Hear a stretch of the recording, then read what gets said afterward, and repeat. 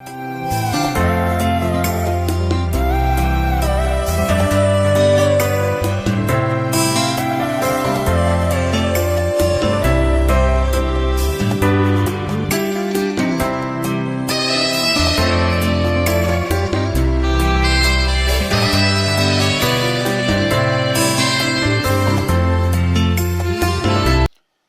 erokamano ni Nyasaye okinyi machielo kendo mar Jumapili mochako timona mondo achak anwang're Lolwe TV ka gokinyi ma kawuono, ka kendo wachak watudre kodi achiel kachiel in janeno mar Lolwe TV kuom wach Nyasaye ma Nyasaye omiya gokinyi ma kawuono. Kendo en thuolo maber ma Nyasaye otimo mondo achak ayudra e TV mar Lolwe ka, kendo mondo wachak wapuonjre kodi wach Nyasaye man kod teko. Bang'e walam kodi Nyasaye kuom wach manade manyalo bedogo midwaro kuom Nyasaye. En Jumapili, Nyasaye osebedo jang'wono, oyawo piny omiyo in be isechiew inie odi kanyo. An be Nyasaye osekela abet e studio ka mondo kuom ng'wono mar Nyasaye, wach Nyasaye ochopni dier odi kanyo achiel kachiel. Wago erokamano ahinya ni Nyasaye kendo amiyo nying Nyasaye duong'. Nyasaye momiyo Lolwe TV thuolo maber mochiwo ne jotich Nyasaye mondo injili mar Nyasaye oyal e TV ni. Nyasaye ogwedh CEO mar Lolwe TV, jotelo te gi jotich matiyo e TV ni, kendo Nyasaye omed ting'o TV ni malo ahinya, kech osebedo gweth nogandawa kendo osebedo gweth no piny. Omiyo wach chopo nyaka joman oko mar Kenya, nyaka joman maboyo. Wach Nyasaye giwinjo kokalo e TV mar Lolwe ka. Kendo Nyasaye ma jang'wono timo maber, kendo Nyasaye ogwedh nyaka jotich Nyasaye te ma Nyasaye omiyo ng'wono mar yalo e TV ka kuom messages ma giyalo makonyo piny. An be Nyasaye ochako timona kendo mondo achak abed e studio ni gokinyi mondo mi wasom kendo wapuonjre wach Nyasaye. Kama intie odi kanyo, kaw mumbi kech wadwa somo kodi kamoro achiel, taswa winjre wach mwasomo ka wapuonjre ka wadhiyo. Nyinga an Bishop William Abol, an jalego Murmalanga e piny Siaya County. Sani tadak e piny Nairobi ka. Nyasaye otimona ng'wono gokinyi kendo an e studio ka mondo wawinjre kodi wach madwa nasom. Kisekawo muma, adwa ni mondo wael kodi muma mar Mathayo mondo wasom kamoro achiel. El muma mar Mathayo 12.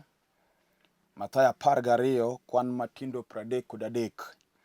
Kanye mantie wach matin madwa ni mondo asom mondo wawinjre ka wapuonjre gokinyi. Bang'e walam Nyasaye gokinyi ni. Kaw thuolo ni bed piny, kech en thuolo matin ma Nyasaye omiya kapok iwuok idhi church kata kapok iwuok idhi shughuli ni. Wawinjre wach madwa nasom ni eka mondo walam kamoro achiel. Muma wacho kama e muma mar Mathayo 12 matindo 33. Ara onego yath obed maber, eka olemo bende nobed maber. To ka yath rach, olemo bende nobed marach. Nikech olemb yath ema ing'eyego. Kama somono ema Nyasaye miya gokinyi sani mondo wapuonjre go kodi in janeno gokinyi sani. Achaka anuoyo somo mondo in bende iwinj maler gimwasomo. Muma wacho kama: ara onego yath obed maber, eka olemo bende nobed maber. To ka yath rach, olemo bende nobed marach. Nikech olemb yath ema ing'eyego. Agonu Nyasach polo gi piny erokamano kuom wach mwasesomo e ndiko sani. Jumapili mokalo nyocha ne wasome muma mar Isaya mane wacho ka ne wapuonjore Jumapili mokalo. Muma mar Isaya ne wacho niya: wachuru kuom joma kare ni piny obro dhi kodgi maber nikech ginicham olemb timbegi. To muma no ne dhi mbele kawacho ni ai ng'ama rach, rach nosik kuomi nikech enayud kaka tich lweti obet. Mane wach nyocha ne wapuonjre Jumapili mokalo. Kawuono asome muma mawuoyo kuom yath kod olemo ma yath nyago. Mae wach madana wuoyo kodi in janeno gokinyi sani mondo iwinj. Gimomiyo iyalo wach Nyasaye en mondo ji oyud warruok, mondo ji ogi kido mar richo manodonjo koluwo puoth Eden ka Adam otimo gima Nyasaye odagi. E piny mwantie ni onge ng'ato mok jaricho. Ng'ata ng'ata monyuol e ringruok mar dhano inyuole ka en jaketho. Kech richo mak Adam inyuologo ng'ata ng'ata manie piny ka. Eka nitie richo mamako ng'ato ka koro ng'ato osepogo ber gi rach kuom gima rach ma ng'ato timo. Mano be medo time obedo jaketho kendo jaricho. To pile pile kodhi ma ng'ato chwoyo gino ema okayo. For example, kidhi puro puodho tipidho bando, sama onyak ibiro mana kayo bando. Onge chieng' ma in ka bel tichwoyo bando. Tiende kodhi michwoyo ema nyak tiende mikaye. Koro Yesu wacho ni yath onego bed makare. Nimar ka yath ber, olembe monyago bedo mabeyo. Yien marach ma en sum konyago olemo monyago en sum kaka en. Ma kichamo olemono titho. Tie yien moko magin sum ma dhano ok nyal chamo. Kech yien nowuon rach koro onyago olemo marach ma ok nyal konyo dhano. Okinyi ni wawuo kuom tiend wach kata ngero ma Yesu wuoye ka. Yesu ok wuo kuom yien mopidh matwi e bungu. Yesu wuoyo kuom dhano. Sama ng'ato kare, nyaka olembe monyago bedo kare. Sama ng'ato ok ni kare, olembe monyago bedo olembe maricho. Ka ng'ato war, to olembe mawuok kuom jalno gin olemo mamiyo nying Nyasaye duong'. Kuom timbene, kuom kite, gi yorene gi wuodhene, gin gik mamiyo nying Nyasaye duong'. To ka ng'ato ok owar, to olemo monyago bedo gik ma ok kare. Bi mane momiyo Yesu wacho kowuoyo kuom jonabi mag miriambo, ndalo biro ma jonabi mag miriambo nobed mathoth. To explain kaka nofweny jonabi mag miriambo. Owacho nong'egi kuom olemo maginyago. Tiende ni kata anyalo wuondra na jatich Nyasaye, ng'ato nyalo wuondre noware. Lakini gima biro pogo kind ng'ama kare gi ng'ama ok kare en olemo. Olemo ma ng'ato nyago biro nyiso no ng'ama kare kata ok ng'ama kare. Wan kata gi ji mathoth matimre joma beyo go oko. King'iye tiwacho ni ng'ani to ng'ama nere ng'ama kare. Lakini kichako luwe mos tiyudo ka gik ma ok kuome ok chal kod kaka inene. Tiende ni gima okane iye ok chal kod appearance mare ma oko. To gima nie chuny ng'ato e ng'ato. Ok gima ng'ato wuondrego kata gima owacho e dhoge. Muma wacho ni kara yath onego bed maber eka olembene nobed makare. Kata mana ngima mwadakie gi chandruoge ma sani omakowa, kata momaki in mama ma koro ibet piny kinena sani, gin nyak ma yien manonyuoli emokelo e ngimani. Kech wan gi chandruok mamako ji koluwo gik moluwogi koa e miere monyuolgie.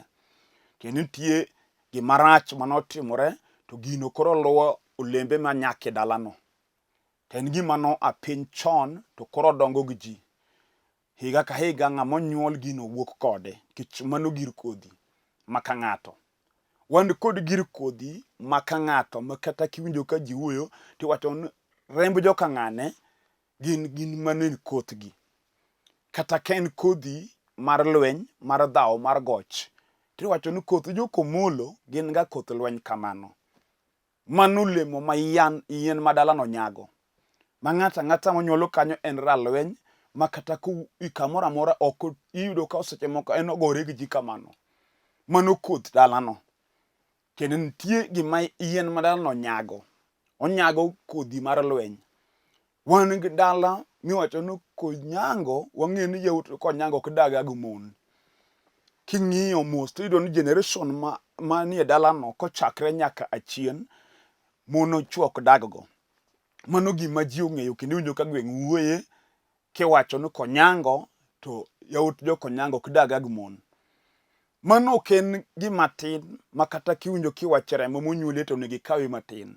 Kech en kodhi motwi madongo to nyago olemo ma kata in achiel kuom olemo monyago koa kuom yien madala ma konyango. Kok iwinjo wach Nyasaye gi tiende mifwenyo gima onego itim mondo igo gi kodhi marachno, to gino biro luwi mi bende in be kiny ni poge ni nyathini minyuolo. kech wan gi dala ma jachien okete ji kod ng'we kede. Miyudo ka in dhako kokendi e dalano to iringo idak e chandruok gu pek gu kuyo, to nyari minyuolo be ibro gamo ni kedno bende kodhi katedo koro en ochandre moloyi.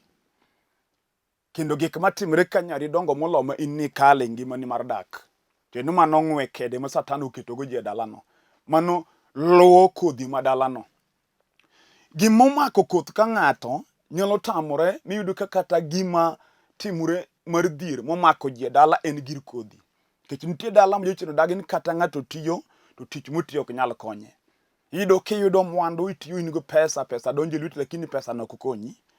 Wan gi joma adier modong' du kogo kwano kata idwa achiel pesa monwang'o en pesa maduong' ahinya. Ma kadier mar Nyasaye to nego tim gik madongo manyalo konye kata in future. To nikech koth dalagi en koth dhier gi fwadhruok, omiyo pesa nonwang'e to ok konye.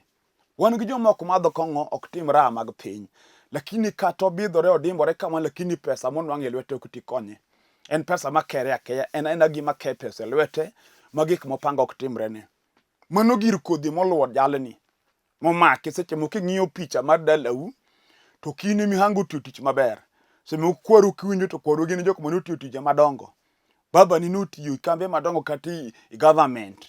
Manyen ng'at ma onego bed kata kanyo koro retire to wen nyithinde gik ma nyithinde nyalo mako e lwetgi. To kata kamano nyogo ok ng'ama ok otiyo. Ma seche moko ngima ma nidakie kitin nyen ngima wa struggling to baba ni to nyotiyo go pesa. Tibende ka baba ni koro nyoretire to be ogamo ni kede no in be koro ringo kode. Mibe kati plan kati timo ok timreni. Kati donji lemo milemo mondo Nyasaye ogwedhi gweth onge. Chandruok lilo. Mano gir kodhi. En olemo ma yath madala monyago mawuotho kodi. Nitie gima nyalo golo ng'ati gima kamano. Machak lok ngimani maketi ng'at manyien. Muma wacho ni ka ng'ato obet e Kristo Yesu to chwe ng'ama manyien. Gik moko machon osekadho, neuru gik moko te obet manyien. Gima nyalo goli e kodhi makamano en kidonje Kristo Yesu mondo wari. Kibendi nene dien gima timi en gima ochalo lum mar modhono malawo ji. Ng'ato ka ng'ato monyuolo kanyo gino nyaka mak. Kichinya yudo ka seche moko sani struggle dak e odi mama. Kindi dak ma oge kwe, dak mar lweny gi ywaruok. Seche moko dichuo mokendi pok odak kata higni 3 to kendi pono se medo dhako moro pando niga opondo ga kodhi e ode. Iparo ni mano en gima tin. To kiluwo dalagi tiboyudo ni kwargi ne nigi mon 8. Wuon gi nyon gi mon 4. En bero osemedo 2 dong' 2 moko modhi medo. Kendo mano gir kodhi maka ng'ato mar doho makata ng'ato onge gima ber madokonye to chunye neno mna mon. Wan gi ng'ato ma ka oyude pesa moro matin to kar mondo timgo gima dokonye to chunye neno medo dhako. Mano gima time. Ok en herone. Mano gir kodhi. Usiepna kata kibet piny gokinyi sani nena e TV ka. Ibendi ng'e kaka jachien ni sembi. Utami plan gima dokony nyathini minyuolo. To ketimni plan kaka dimed mon gi chodo. Mano gima nie wiyi. Sama chuo weteni pango kaka digi invest, ini pango kaka dimed dhako. Manyaka nyithindo ma in go ma Nyasaye ogwedhi gi chiegi makuru bet go piny monenani. Unge kod plan ngima mag nyithindogo. In wiyi paro weche ni kendi. Kijachien odagi. To kin luwo gini mose bene gir kodhi mar dalau. To kok wang'iyo yep osiepna gokinyi sama winjo kaya le injili sani. Mondo ifweny na dier modong' duko nego adwar Nyasaye magola e kodhi madalawa. To gino biro go kodi kaka nogo kwaru. To kinyi sani Yesu oketa ka mondo awuo kodi. Mondo kinyalo winjo kuom wach Nyasaye, tiyie chunyi mondo iluong Kristo mondo wari. To japuonj nyalo mako lweti machak timi bed dhano. Muma wacho ni kara yath onego bed maber. Nikech olembe yath eming'ego yath. Olemo ma dalau nyago eming'ego gima ni dalau. Kaka nyiri madalano ok dhi tedo, ok en nikech ok gin jochia, ok nikech ok ginyal dhi tedo, to nitie kodhi madalano motwi manyago olemo mag nyiri mok dhi ka tedo. Momiyo in be ina nyako ma jaber, musomo mariek, in gi rieko. Gima ni ber ilong'o kirifuo. To jachien oketi ni kiyudo ng'ama dwa kendi to uloso plan muwuo kaka udwaro timo. To gikone no ok nited. Gino biro ketho kinde gi wuoyino muweru kamano mok uchak wuo. Gima ketho ga kindi gi wuoyi momiyo ini iyudo joma dwa kendi to weyi ema wuoyo ga ka. Mae gima wuoyo ga gokinyi sani. En gima ok nyal wuokie, pesa ni ok nyal golie. Kata ibed gi pesa marom nade ok nyal goli gino kech mano gir kodhi madalau. En gima nyalo pudhi kuome en Yesu wuod Nyasaye. Mamu mawuoyo kuome ni ka ng'ato bet e Kristo ni chwe ng'ama manyien. En emo nyalo chwe chwech manyien mogolo kodhi marach mar siko mar dalau momiyo nyiri iko kaburini kata tok dala. Kech wan ga dala ma kidonjo tiyudo ka tok chiel kama wagogoni kata ng'wen opang kanyo mondo yiki tok dala. Katedo notamore. Ma nyithindgi ma ginyuolo dong' e dala kanyo giluongo jonyuol ma wuon nyako ni kata min nyako ni. Kendo mama inya nene gokinyi sani to nyathi nyari miluongi mama, nyathi nyari miluongi baba odi kanyo. Kijechieno dagi ni onge ber matimre nyuol mari. Kodhi marach chwo wuok makata kinyuol to jok minyuolo onge geno. Wan gi dala ma jechieno kong'o mako.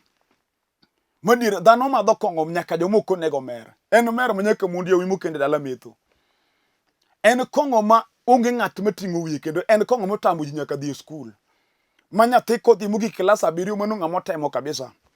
Ogik kod ji klas 3, 4, 5 ka. Kochopo e klas 8 mano ng'ama osomo mo graduate. En dala ma onge ng'at minyalo gen kata minyalo penj wach. Ji to nyuol kanyo dabal. Nyaka piny molony masani ma ji temo matek mondo som. Iyudo ka jachino tamine nyithindo ok som. To kata kidhire gi tekoni mar pesa ma in go bodhi form 1 form 2 kuchopi form 3 ka en manyako to semako ich. Ko kamano ken wito baro we somo madho njaga wi okethore ok odwar skul. Mano gimo mako dala tienu tie kodhi mutwi kanyo ok dwar somo. Adiri bedi ng'e kaka isetemo. Wan gi janyuol man go pesa ma school fees ok shida. To lakini ng'ama puonje ma onge. Jok monyuolo te gin joma ok nyal somo. Wigi obaro. Oywago koneno ka nyithindo mambesa nyithinde dhi skul ento meki okwamo. Kendo adier seche moko nitie nyathi ma kata keno to koso school fees to in meki to school fees nitie lakini ng'ama som kuom gi motamore.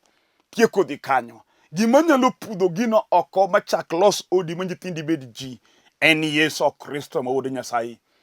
Kende ma kinyalo yie kuome mondo wari tinyalo neno teko maduong' mar Yesu ka Nyasaye kuom tije motimo. Nitie jomoko magine magipidho kodhi marach mieregi. Kech wan gi dhako ma kokendi dala moro to donjo ka chi wuoyi maber. Achien to biro gi juok madala gi e dalani. Mochako ikedo gi jo dalani eni muthiro nyithi ka nyieke. Kod bilo gi timbe mag juok. Koparo ni koro kotimo mano to en kare biro bedo safe. Mai momiyo nyari kodhi tedo to kadag dicho higni 5 ka dicho pok otho mowe chiliel. Omiyo kata sani ka yalo ni mama tibet kato nyigi gin mond lietete. To gin nyithindo ma pod tindo. Timni mane mitimo ema nego ocheni. Momiyo iko ochuo nyigi ma nyigi dong ma onge chuo. To kata kam nitie moko tedo bo tamogi. Omiyo idong gi nyithindo ma ginyuolo gi weni kipidho nigi. Kiechino mako gi. Gimokelo ma en kodhi marach mane chuoyo. Kech muma wache mumu jo Galatia ni gima ng'ato chuoyo gino emo kayo.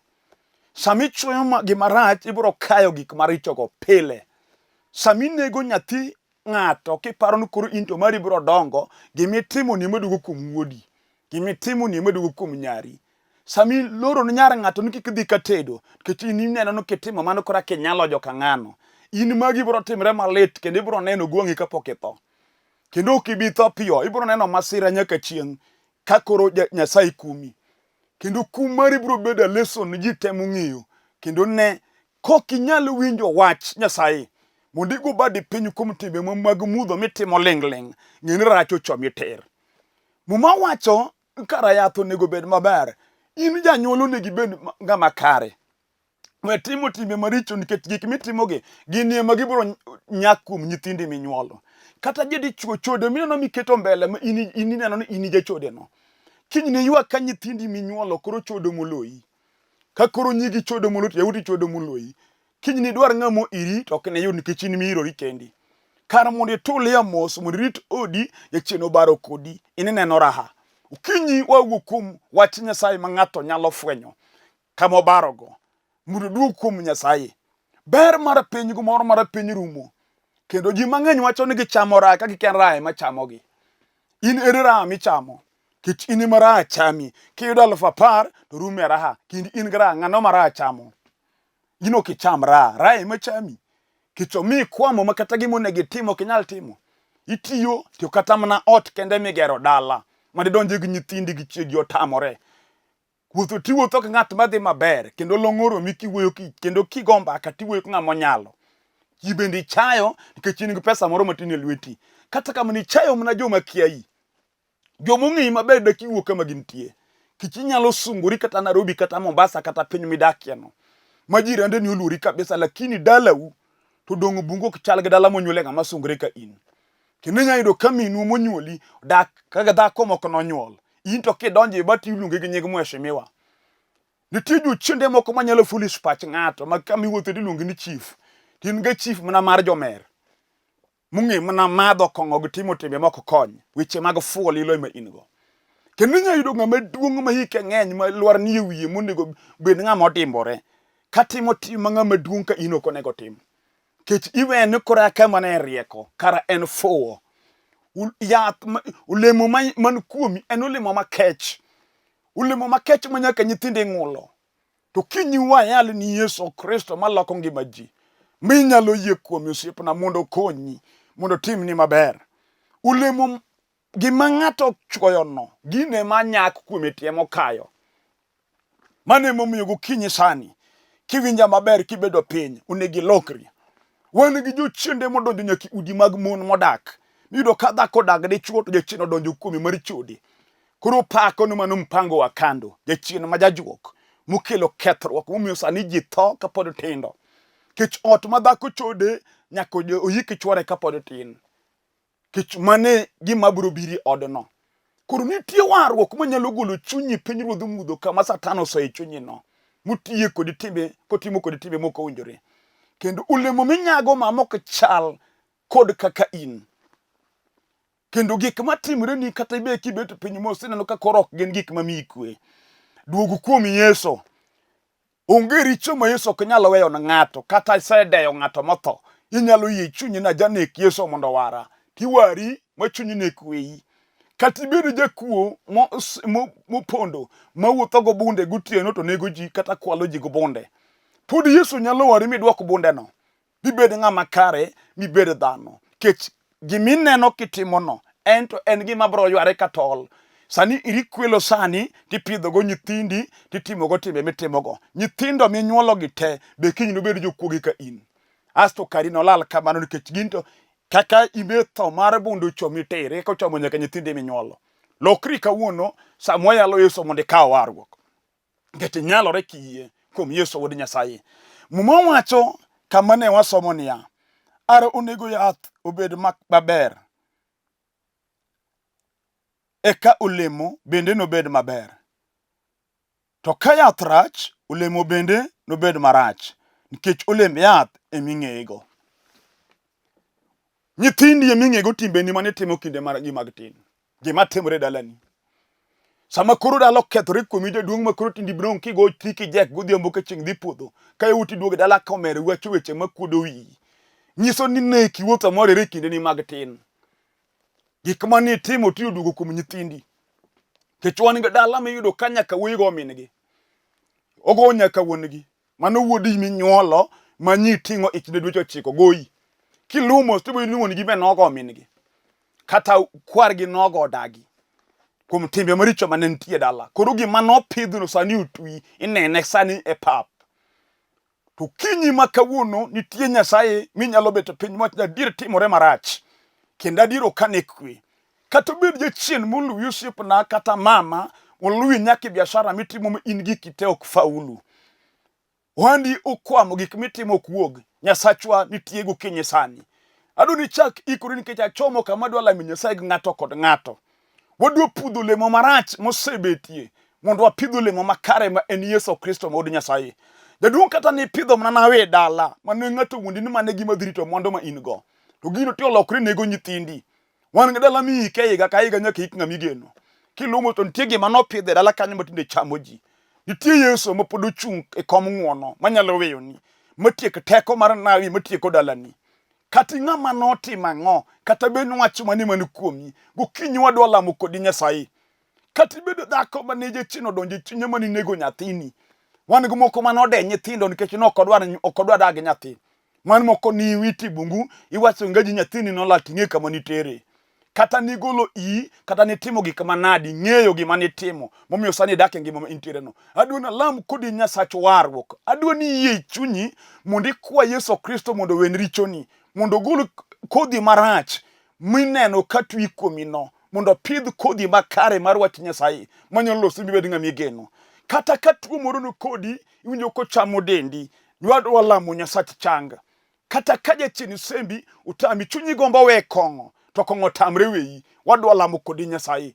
Kata obed lweny momaki gi chiegi momiyo ikendo to mon weyi, wadwa lamo Nyasaye. Adwani yudi yie kama intie mibetie kineno e TV ka. Kayo idhini dwa mako TV ni mondo alam kodi kamoro achiel mak TV. To kiwinjo ka chunyi olimi ni go chonge piny. Kata kiwinjo ka chunyi kete ni kulwi piny dwaro mar chunyi kulwi piny. Kuom yie nyis Yesu ni Yesu wena richona masetimo. Mane gimi kwa Nyasaye sa mwalamo kodi. Walamo. Wuro maler in Nyasaye maja adiera kendo ng'wono ni osiko manyaka chieng'. Ineno janeno mobet piny sani ma chunye lit kuom gima nade mosebedo katimore ne. Nyasachwa dichuo momako TV kata dhako mogo chonge piny ni. Jaduong' makoro ywak kod pi wang'e ka ywago gik motimre dalane ni Nyasaye. Aoro lochni Nyasachwa mondo tim ng'wono kuom wach manade mosebedo malit ni chunye momiyo olemo sani ka chunye lit. Aoro teko ni marachagi gima jal matuoni. Dhako mokoso kwe ode kinde gi chwore ni machunye gombo chamo sum. Nyasaye rie badi mondo tim ne ng'wono. Erokamano kum gwedho jal mamanyo tich to ok nyalo yudo nikech dhier madala gi oloro ni. Nyasaye ng'ata bide chino keto yudo pesa to pesa kethre lwete. Rie badi ruoth mondo ichungi yamo no chuth. Gwedh ng'ato kod ng'ato kuom yie nyingi man gi teko duong' manyaka chieng'. E nying Yesu Kristo ruoth. Amen. Ago erokamano ni Nyasaye mwaselamo. Adwani bed gi yie maduong' Nyasaye osetimo to many kanisa miyale injili mar warruok. Donj kanyo mondo ilam Nyasaye mondo Nyasaye otimni maber, kendo Nyasaye olochni, kendo Nyasaye ochop kodi e duong'o mare maler. Atieko kachaka fulo nyinga, an Bishop William Abol, aja lego mor malanga e piny Siaya County. Sani adak e piny Nairobi ka e piny Olympic Kibera, kendo e piny Kibera kanye kama ne kanisa kama tich Nyasaye. Ka didwar bire kanisa kama ntie piny Olympic Kibera ka e piny Nairobi ka, kichopo town ka di railway sikao gari namba 8 madhi Olympic Kibera, kichopo Olympic stage gona sime namba na maringe screen ka mondo omi direction ka kichope kanisa kama antie. Ka in piny Dandora wan kanisa Dandora kanyo, kigo sim wabro mi namba mar pastor ma Dandora. The same Kayole wan gi church kigo sim wabro mi namba mar pastor ma Kayole. Wan kanisa nyaka piny Imbo Usenge, i town mar Usenge kanyo wan kanisa. Wan kanisa piny Oyude, wan kanisa piny Ugenya, piny Sega, wan kanisa piny Alego, Ng'ia, wan kanisa piny Barding, wan kanisa piny Malanga, wan kanisa kono opogore. Koro kigoyo sime wabro direct ya kichope kanisa ni mawago mondo imed winjo wach Nyasaye manyalo miyo ngima ni gatwa. Namba na mar sima en 0721 280025. 0721 280025. Airtel number en 0782 495 083. Inyalo yuda e YouTube account mara bende nitie weche mathoth, puonj mathoth manie account mara kanyo. Ki subscribe Bishop William Abol e YouTube account mara Bishop William Abol, ki search bro yudo weche mathoth, messages mang'eny mapuonjo man kanyo. Subscribe YouTube account, yud puonj mathoth. Nyasaye mondo gwedhu nyaka Jumapili manyien. Shalom.